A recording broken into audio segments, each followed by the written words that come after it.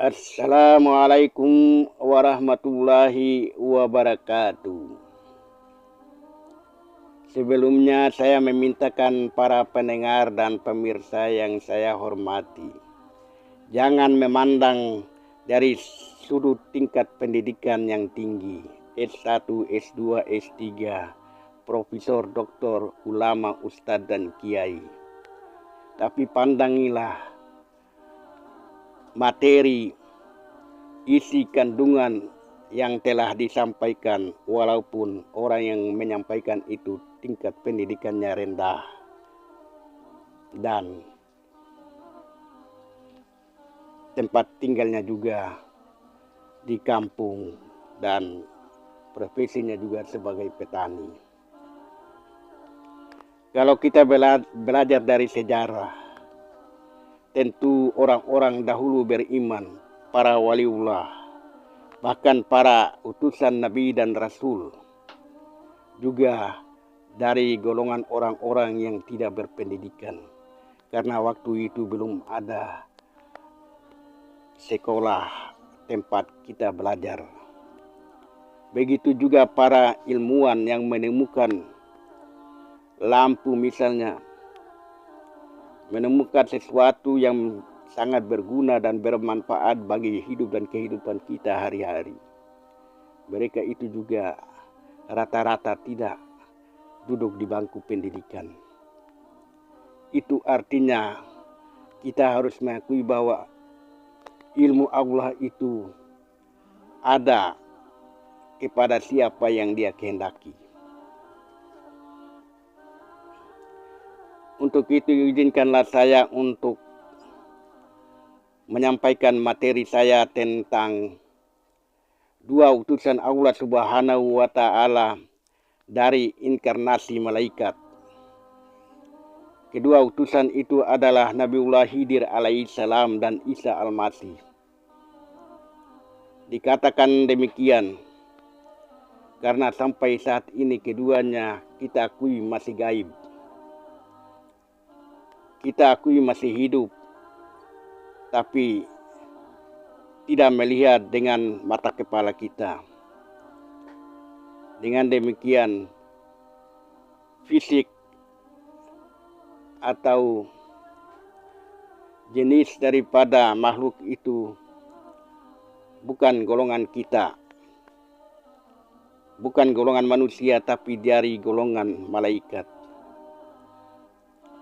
Dari segi ilmu, keduanya ini juga memiliki ilmu yang tinggi dan tidak bisa dibandingkan dengan yang lainnya. Mengingat keduanya ini awalnya adalah petugas Allah Subhanahu wa Ta'ala yang dipercayakan untuk menyampaikan wahyu dan firman dari Allah Subhanahu wa Ta'ala kepada semua utusan Nabi dan Rasul. Misalnya Khidir alaihissalam, yang dia memiliki ilmu yang tinggi sehingga seorang Nabi dan Rasul yang namanya Musa alaihissalam sendiri pun ingin memperdalam ilmu. Lalu Allah menunjuk Nabiullah Khidir sebagai gurunya. Tapi jalan cerita pertemuan keduanya harus bertemu di dua buah lautan. Dan ketika keduanya bertemu, ikan yang tadinya sudah digoreng hidup kembali dan mencari jalannya sendiri. Ketika keduanya berteduh di bawah sebuah batu, dan tiba-tiba ikan itu dengan sendirinya meloncat dan hidup mencari jalannya. Itu artinya ada sebuah jalan cerita yang mirip dan serupa menyerupai dengan kejadian. Dan perjalanan keduanya sangat aneh. Itu artinya sebuah cerita ilmu yang tidak lewat harus duduk di kursi, menulis di meja, dan memandang di papan tulis. Tapi ilmu itu bersifat perjalanan. Diibaratkan seperti yang saya jelaskan pada topik-topik yang lalu, yaitu perjalanan yang pernah kita lalui, tapi rata-rata kita sudah melupakannya, yaitu perjalanan napak tilas diri. Nah, kedua utusan Nabi dan Rasul ini karena banyak memiliki ilmu, dan ilmu itu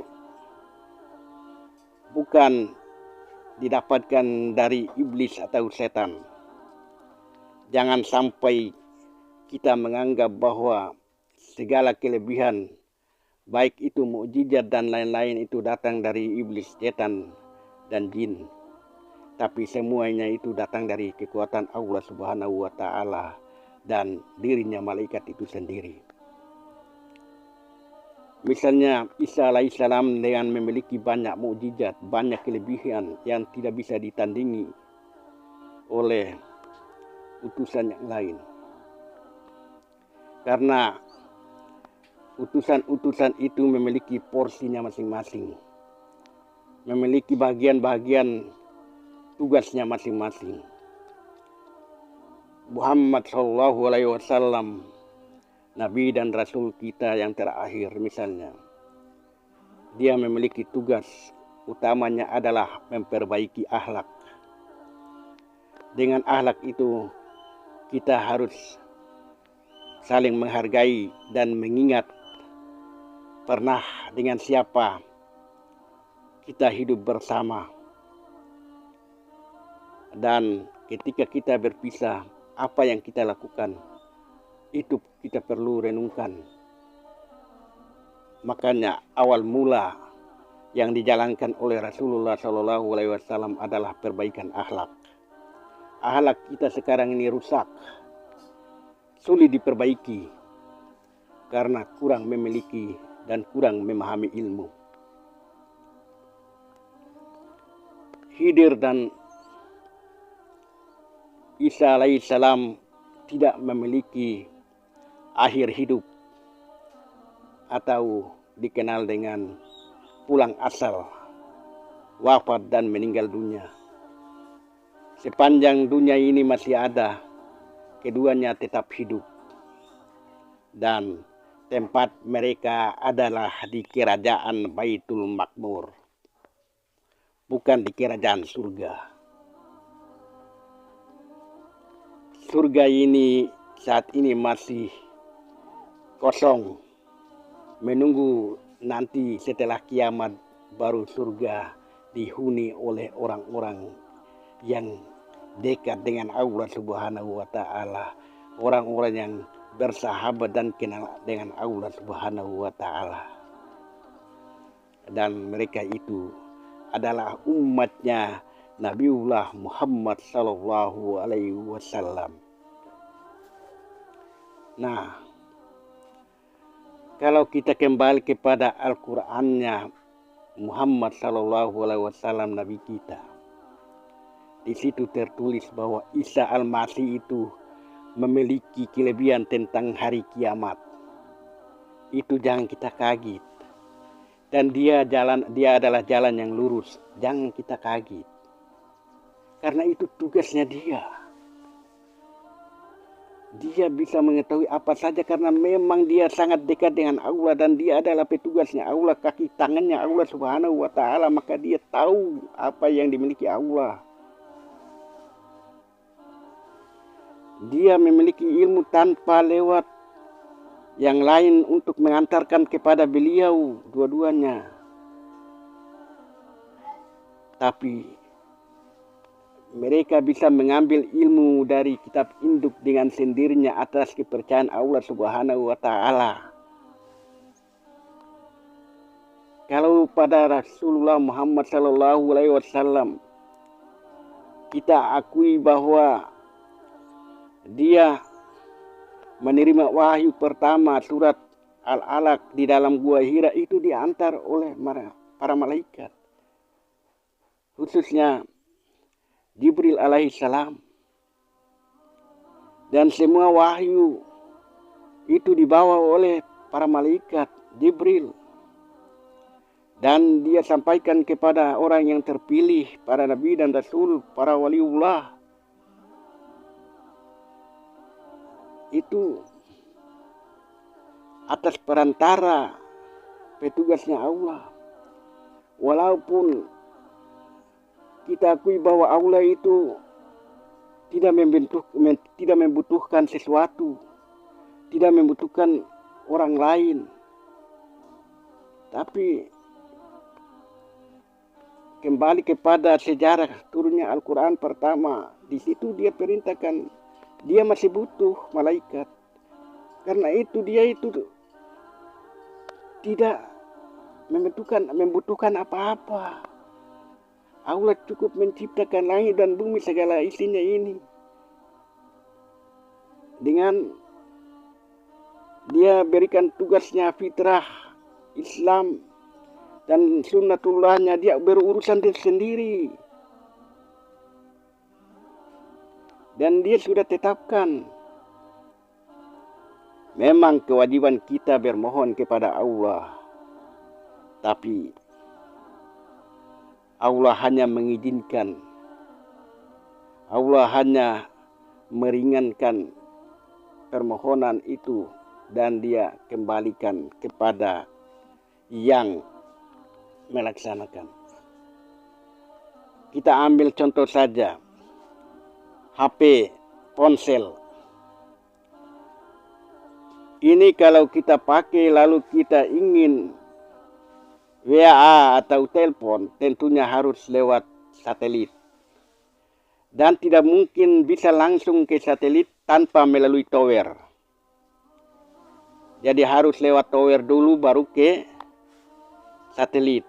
Dan setelah sampai ke satelit, dia tidak menampung di satelit, tapi dia kembalikan lewat tower atau menara dan kembali kepada diri kita atau ponsel atau HP itu.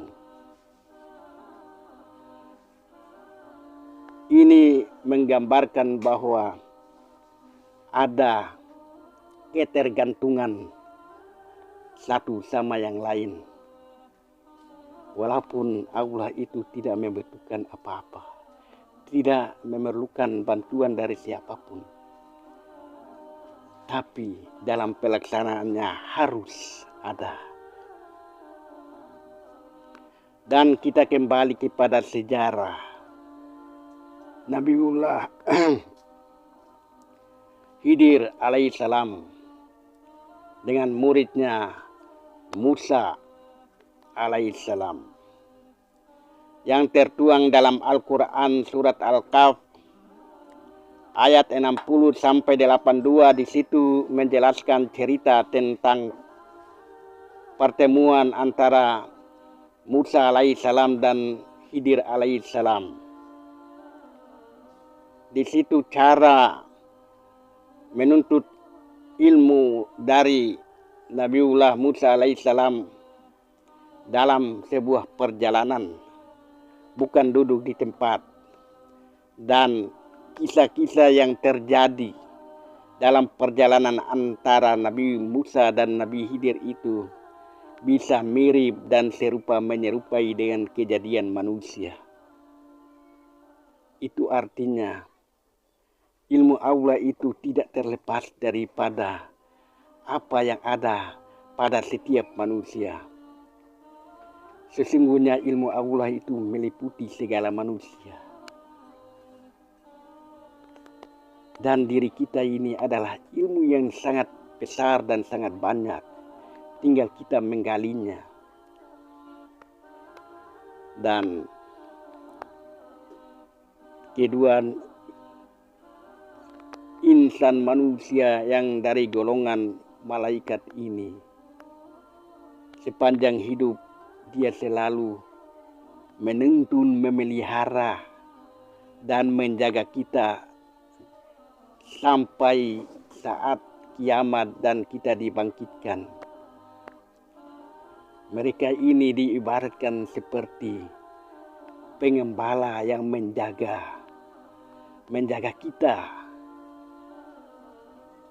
Allah cukup tinggal diam di tempat dan dia percayakan kepada petugasnya untuk menjaga kita. Lalu tahapan-tahapan untuk kita mengenal Allah tentunya harus lewat jalan-jalan yang seperti saya sampaikan ini. Agar kita tahu persis siapa Allah dan siapa itu Tuhan. Yang dalam kalimat tauhid kita, tiada Tuhan selain Allah dan Muhammad adalah utusan Allah. Muhammad yang mana? Memang pada akhirnya kita akui dan yakini bahwa Muhammad adalah figur utusan Nabi dan Rasul. Tapi jauh sebelum alam ini tercipta, Muhammad sudah ada. Dan Muhammad adalah sumber hidup dan sumber kehidupan. Muhammad yang mana?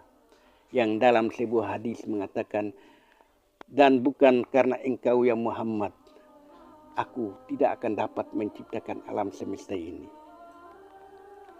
Tentu Muhammad yang mana? Itu semua bisa terjawab dan dia saling relevansi hingga kita dapat mencapai sebuah kebenaran yang hakiki. Begitu kira-kira. Cukup dulu penyampaian saya ini. Nanti kita sambung pada kesempatan yang akan datang. Dan saya bermohon agar selalu mengikuti kajian ini. Dan harus melihat dari part ke part sehingga tidak dapat membingungkan kita semua. Dan di situ kita akan mendapat pelajarannya. Wassalamualaikum warahmatullahi wabarakatuh.